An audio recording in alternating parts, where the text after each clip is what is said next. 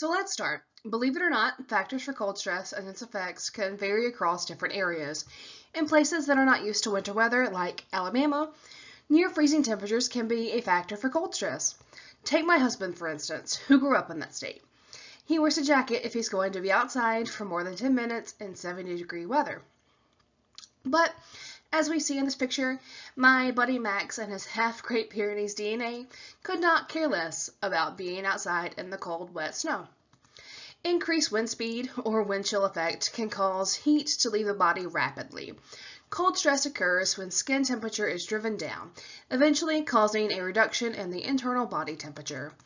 Like with heat stress, I usually think more about this issue relating to an outdoor work environment more so than indoors.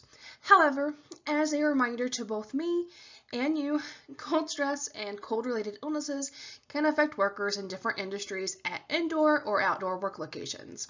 Some risk factors for cold stress include working in an environment that is wet or damp, dressing improperly, working while exhausted, poor physical condition, and predisposing health conditions such as hypertension, hypothyroidism, and diabetes. When the body is unable to warm itself, serious cold-related illnesses and injuries may occur, and permanent tissue damage or death may result.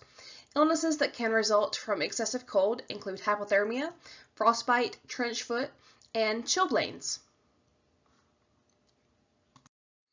Hypothermia, or abnormally low body temperature, occurs when the normal body temperature drops to less than 95 degrees Fahrenheit. Exposure to cold temperatures causes the body to lose heat faster than it can be produced. Prolonged exposure to cold will eventually use up the body's stored energy. This is more likely to occur at very cold temperatures, but can occur at cold temperatures if a person becomes chilled from rain, sweat, or immersion in cold water. Early symptoms include shivering, fatigue, loss of coordination, confusion, and disorientation. Whereas late symptoms include no shivering, blue skin, dilated pupils, slowed pulse and breathing, and loss of consciousness. First aid measures for hypothermia include calling 911 in an emergency, moving the worker to a warm, dry area, replacing wet clothes with dry clothes, and wrapping the person's whole body up in layers of blankets, excluding the face.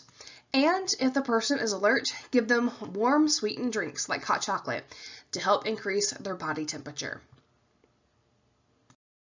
Frostbite is caused by the freezing of skin and tissues. Frostbite can cause permanent damage to the body and in severe cases can lead to amputation.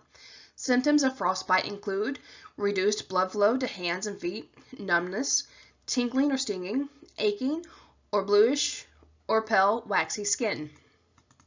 For first aid, follow the measures mentioned before for hypothermia. You'll also want to protect the frostbitten area from contact until medical help arrives.